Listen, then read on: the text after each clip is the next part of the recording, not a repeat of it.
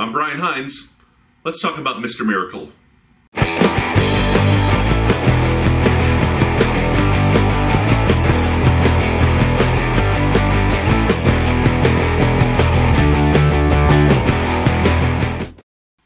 Hi everyone, and welcome to a new version of Comic Book Issues, one where we actually talk about comic book issues. Occasionally, or possibly never again, I'll use this format. No nicknames, no skits, no long plot synopses, just me talking about a comic book that has grabbed my fascination. With that in mind, let's talk about Tom King and Mitch Gerads' Mr. Miracle #1. Tom King, the writer of this book, has been on the verge of exploding into the mainstream for a while now. He's written 2 critically acclaimed series. The Omega Men for DC, which was famously uncancelled so he could finish telling the story, and The Vision for Marvel, which is currently being reprinted in a director's cut format featuring Tom's commentary on the making of the book. Also in The Vision, he created the character of the Vision's daughter, Viv, who's currently co-starring in one of Marvel's better books right now, The Champions. He also wrote The Sheriff of Babylon for Vertigo, which is where he first worked with Mr. Miracle artist Mitch Gerads. Currently, he's very busy at DC writing the Rebirth era Batman, an issue of the Commodity Challenge, and of course, Mr. Miracle. So why is Mr. Miracle so important to talk about like this? Because in the opening pages of issue 1 of Mr. Miracle, Scott Free, escape artist, husband, son, and superhero, tries to kill himself. Mr. Miracle attempts suicide. And I think this is so important because for the life of me, I can never remember another superhero in a mainstream comic book trying to kill themselves. The closest I can come is Kraven the Hunter, but he was a villain and his suicide was more for shock value at the end of Kraven's Last Hunt. You could also argue that Jean Grey did it when she was the Phoenix, but that was done on the moon and with a laser cannon. Also later was retcon, so that wasn't Jean, it was just the Phoenix entity. And it didn't die, just was released back into the cosmos, so it was all very hard to connect to on a personal level. In the opening pages of Mr. Miracle, we find Scott Free on his bathroom floor with his wrist slashed, bleeding to death. It's scary, it's personal, and it's real. Scott Free has always been a very happy-go-lucky character, so maybe that's where this idea came from. I've known 3 people, I'm not going to name names, but I've known 3 people, not close friends, but acquaintances, but I've known them who've committed suicide. Now, they were all, on the outside, for the most part, happy-go-lucky characters like Scott. They were very friendly, very upbeat. It's hard to imagine they had any troubles.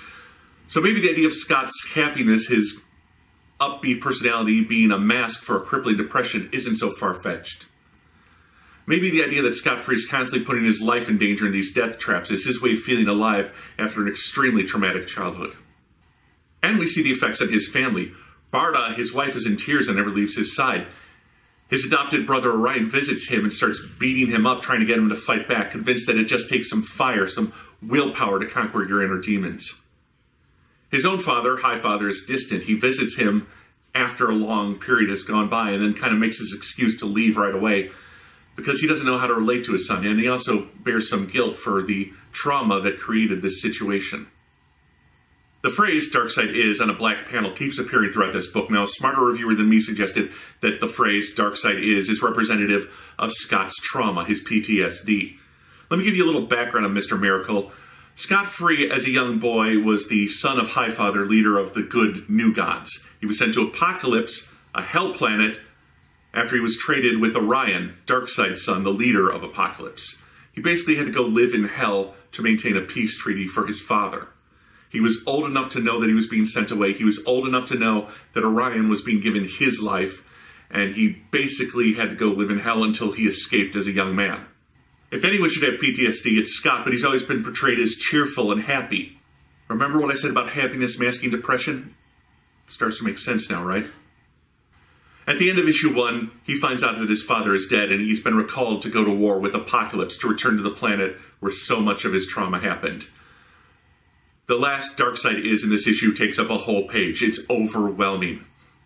This time it's Barda who slaps him down and orders him to stand, but this is not done to bully him into being strong like Orion did. It's to remind him that he has the strength to rise up, that he can overcome his PTSD and fear. A few years ago at the 2015 Oscars, the winner of the Best Short Subject feature was a film called Crisis Center, Veterans Press 1. It was about suicide. I'm going to read from paper because I want to get this quote right. When accepting the award, Dana Perry, the producer of the short, said, "We need to talk about suicide out loud to work against the stigma and silence, because the best prevention for suicide is awareness and discussion and not trying to sweep it under the rug."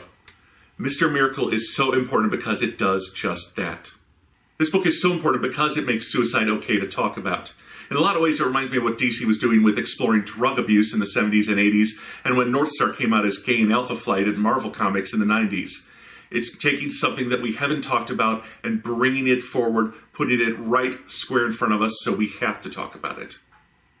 Now, I don't want you to think that Mr. Miracle is a one-trick pony. I've read issue 2, and it doesn't bring up the suicide at all. In fact, if you're even just a casual fan of Jack Kirby's Fourth World, you're going to enjoy this for how it takes the Fourth World and just flips it on its ear.